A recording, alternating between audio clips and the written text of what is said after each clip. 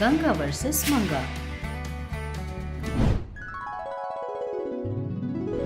एक दिन चंद्रकांतम अपने दोस्त से मिलने गई थी। वहाँ वो रेणुका को देखती है। देखते ही ऐसा बोलती है, अरे रेणुका एलम्मा कैसी हो? जोर से चिल्लाती है, जो सुनकर सभी लोग रेणुका को देखकर हंसते हैं। तब रेणुका को बहुत गुस्सा आता है। तब रेणुका चंद्रकांतम से गुस्से में ऐसा कहती है, तुम्हें इतनी बार बताया है ऐसे मत बुलाओ, तुम नहीं सुनोगी।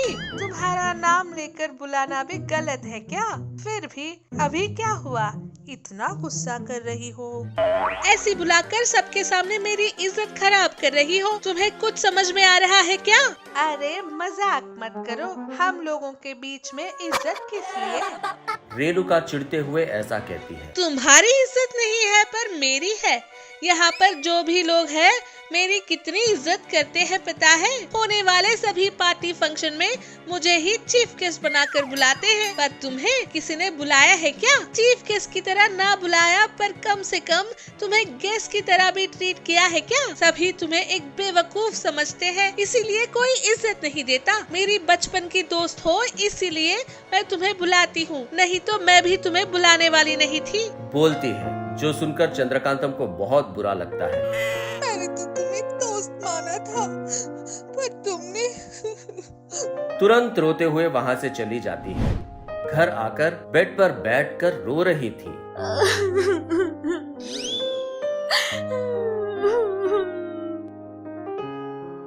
जो देखकर सूर्यकांतम चंद्रकांतम से पूछती है, क्या हुआ? अभी क्यों इतनी हो रही हो? क्या हुआ बताओ? मुझे कोई अहमियत ही नहीं देता, सारे लोग मेरी बेइज्जती करते हैं। रोते हुए कहती है। जो सुनकर सूर्यकांतम ऐसा कहती है, अरे पहले अपना बड़बड़ाना बंद करके क्या हुआ बताओ? कहती है। तब चंद्रकांतम सारी बात सूर्यकांतम को बताती है। जो सुनकर सूर्यकांतम हंसते हुए कहती है, अरे इस छोटी सी बात पर इतना रो रही हो? उसने सच ही तो कहा। हर कोई मेरी इज्जत निकाल देता है, मैं रो रही हूँ और आपको मजाक सोच रहा है। सासू माँ, क्या सासू माँ किसी को भी मेरा दुख नहीं लगता? अगर घर में इज्जत मिलेगी तभी तो बाहर लोग इज्जत देंगे। पहले मेरे घर में ही मुझे इज्जत नहीं मिलती। कहते हुए रो रही थी। जो सुनकर सूर्यकांतम कहती है, अरे बस करो तुम्हारी बकवास। फिर भी इज्जत किसी के रोने से नहीं मिलती, उसे बचाना होता है। गांधी जी ने भी कभी भी मुझे इज्जत दो बोलकर नहीं मांगी, फिर भी उनके किए गए कामों को देखकर लोगों ने उन्हें बहुत इज्जत दी। तुम भी 4 लोगों में अच्छा नाम कमाओ, तभी लोग तुम्हें इज्जत देंगे। कहती है। जो सुनकर चंद्रकांतम, मैं भी मस्त अच्छे काम करती हूँ, फिर भी कोई भी इज्जत नहीं देता मुझे। क्या तुमने अच्छे काम किए? जब भी देखो लोगों को ठग कर उनसे पैसे कैसे वसूल किया जाए सोचती रहती हो। ठीक है सासू माँ, आज से मैं अच्छी बनकर रहूंगी, सभी की मदद करूंगी, ठीक है ना? अच्छा हुआ, कम से कम अब तो तुम्हें अच्छे विचार आए, खुशी हुई।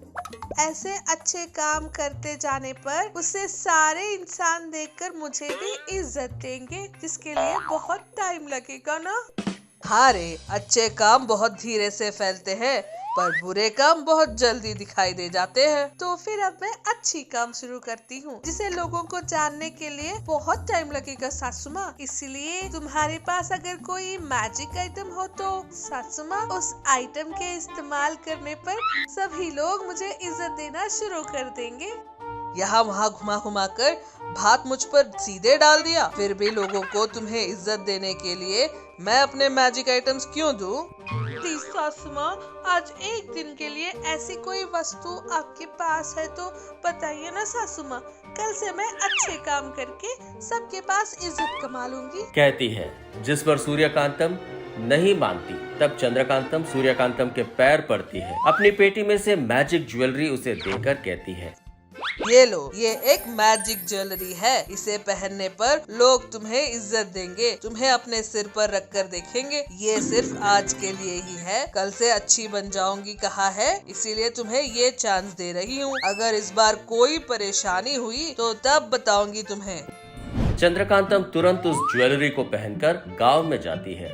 गांव के लोग चंद्रकांतम को देखकर झुक झुक कर प्रणाम करने लगते हैं, जो देखकर चंद्रकांतम बहुत खुश। चंद्रकांतम कुर्सी पे बैठकर कुछ सोच रही है और पेपर पर गणना कर रही है। अरे ये क्या है, इतना क्यों सोच रही हो, गन्ना भी कर रही हो? अरे सासू माँ, बात ये है कि मैं जल्द ही बहुत बड़ा बिजनेस करने वाली हूँ। जाहिर है बहुत सारे पैसे कमाऊंगी, तो हर एक साल कुछ न कुछ ट्रिप पे तो जाना ही पड़ेगा ना सासू माँ। इसीलिए उस ट्रिप को कितना खर्चा होगा अभी से गणना कर रही हूँ। अच्छा, खाने के लिए एक भी दाना नहीं है पर मूंछों के लिए संपांगी का तेल चाहिए, ऐसी है तुम्हारी बात। खैर, तुम पैसों के लिए इतनी पागल क्यों हो? जब देखो बिजनेस करूंगी, पैसा कमाऊंगी बोलती रहती हो। ठीक है, अगर तुम करोगी भी तो ठीक से कहा करोगी। ऐसा कहकर वो क्लास देना शुरू करती है।